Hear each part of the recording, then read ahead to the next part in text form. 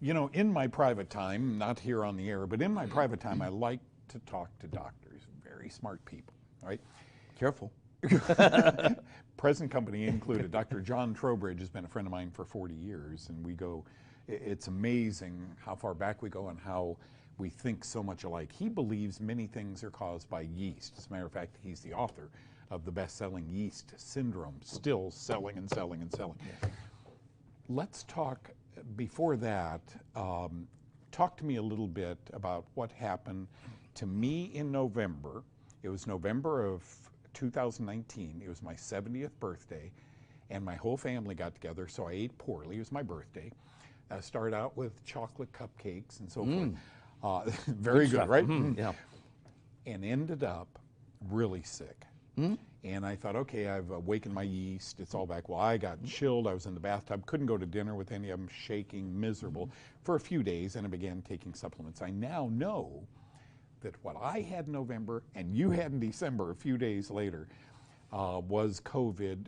What's your take on COVID or SARS-CoV-2? My take is I want to know who provided those chocolate cupcakes. Yes, exactly. That's the hidden worrisome information. part.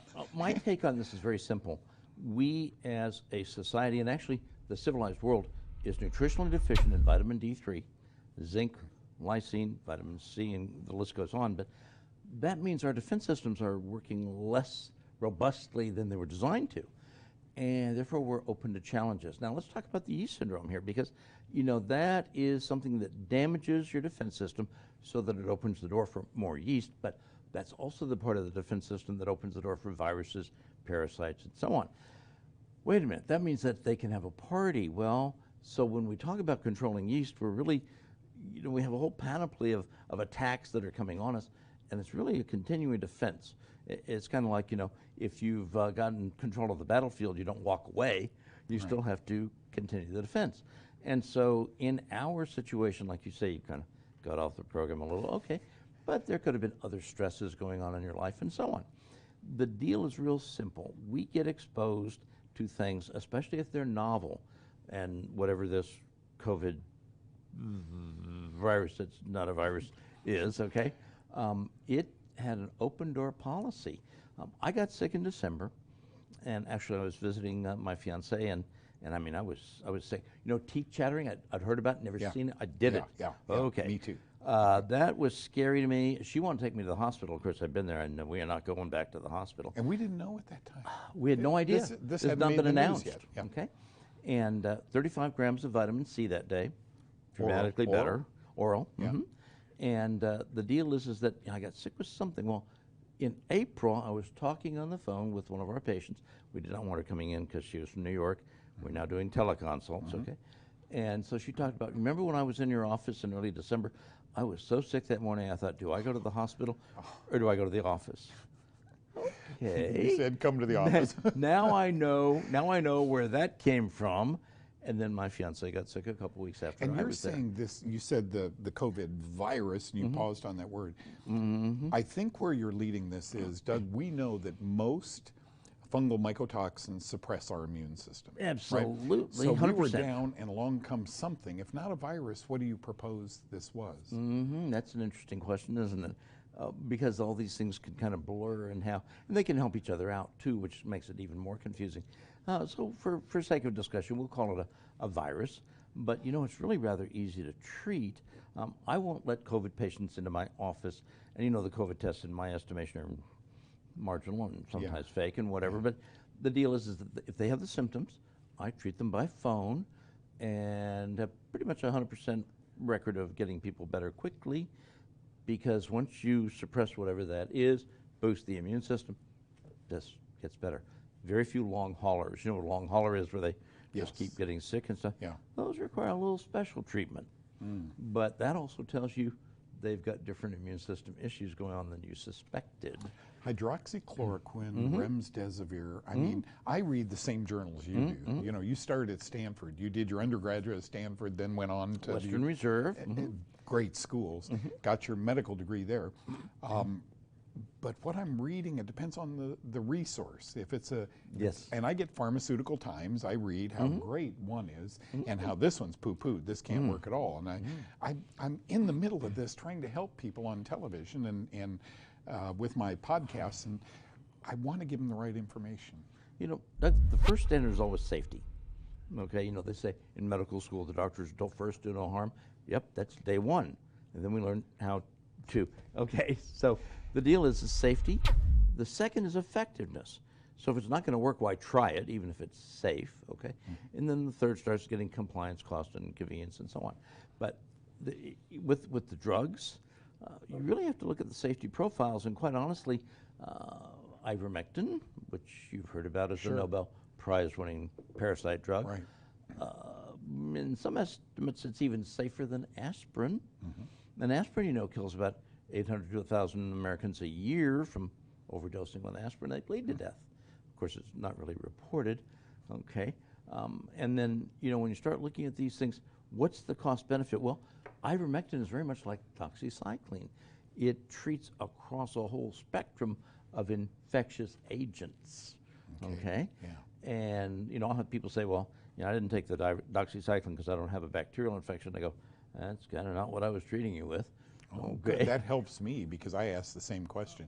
So it's able to treat other organisms than just bacteria. And this is published. This is not new information, but you have to read the information and assess where it came from. I'll give you an example of where it came from. How about Mayo Clinic? I have issues with a lot of things about Mayo Clinic, but in 1999, they published a superb study of chronic sinus condition. Now, down here in Texas, we're paying attention to that because everybody has it. But they said, we finally figured out, we know the cause of chronic sinus infection. It is? Fungus. Fungus, yeast and absolutely. yeah. And they documented that absolutely precisely. And then what appeared in the medical literature shortly thereafter is all the opinion papers. No, can't work, doesn't work, no other studies. Right. Just yeah. opinions. Yeah. Yeah. Oh, man. That's what many of the, I've subscribed to several medical newsletters, and I'm telling you, it's always opinion. You know, no, this drug is much better. Have you used it? No, but it's the science. It amazes me, first of all, it saddens me that pharmaceutical medicine has taken a stand. You're going to use this and only this. Okay, they're adults, they're older. What about children? You know, at first we didn't even vaccinate the children. And then we said, okay, we're going to draw the line at 18. And now we're saying 5. It just, right, it keeps moving the bar closer and closer. And candidly, look, Dr. Trowbridge, I know this.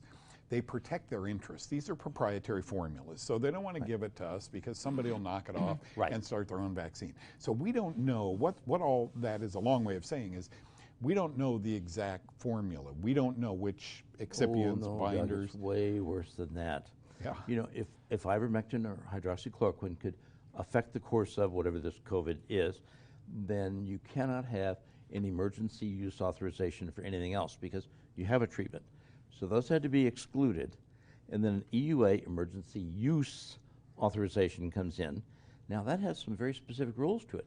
Number one, when you read the information package, it has the name of it at the beginning and the rest of the page is blank because they are not required to tell you what that is.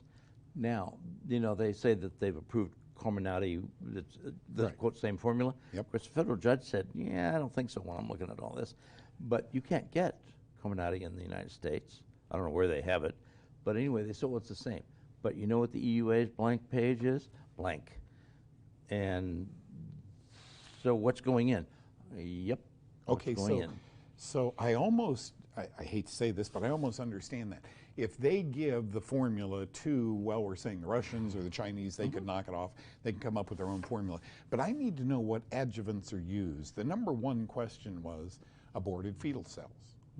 And then some of the other mercury, you know, some of the other preservatives that we use. And when people called me all the time, I'm not a doctor, you are. People called me all the time and said, well, I had to take the vaccine for work.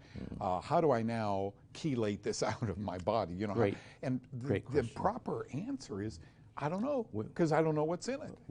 We don't really know, okay? Yeah.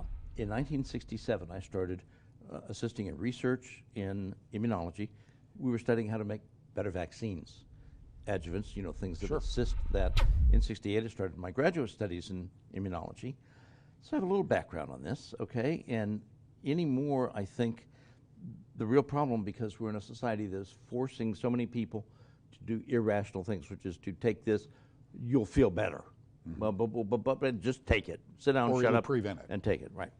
You'll prevent others and all this other stuff. right. Well, what I'm working on now, and I've almost finished my research on this, is what I call my Vax Regret program. Okay, what I'm looking at is to restore the physiology that's being interrupted by the spike protein that you've been injected with, which is dangerous in itself. And when you look at the literature, I mean, that's the way to make people sick or animals sick, just inject them with the S1 segment of the spike protein. Well, okay, that makes certain physiologic changes. So my deal is just reverse the changes or resolve against the change as best you can. We know that people are developing horrible diseases. Do you know about the Department of Defense study?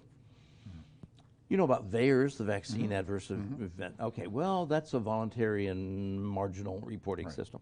The Department of Defense has a captive patient population, a captive doctor population, and marvelous records. We know how you is before and how you is now. There was a whistleblower, okay? Their recording of the events happening after vaccination is mind-blowing. The stuff that it was a 48% increase. No, it was a 480% increase in issues and such. And we've literally decimated our fighting force. John, how do your peers look at this? I mean, the one thing I've known about you for 4 decades is that you are a heavy, heavy reader. You go away on weekends, lock yourself in, sit on the porch, you said, with a cup of coffee, and maybe get on your four-wheeler or fly your airplane.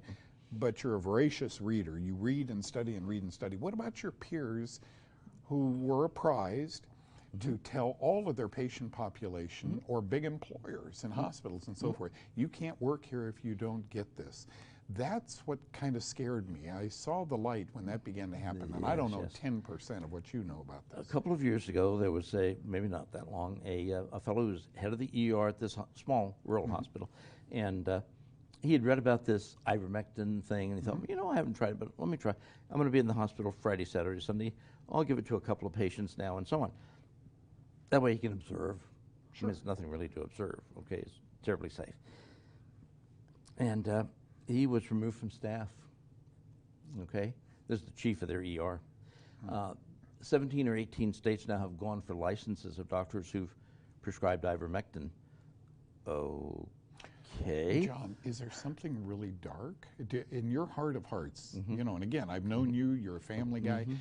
This is what scares me. Will this lead to the next step? And will now monkeypox and then, lizard pox? See, Doug, you're going off on all these different directions. You need to go off on the vaccine, which is not a vaccine. But because they've changed the definition, it's called a vaccine. The reason to change the definition is now it's exempt from any liability. There's no lawsuits for it, okay? So what you're missing is the vaccine that's coming for diabetes, the vaccine that's coming for heart disease, the vaccine that's coming for colitis, the vaccine that's coming for psoriasis. And you know what? If you don't take the vaccine, we'll charge you an extra $200 a month because our health insurance is going to go up.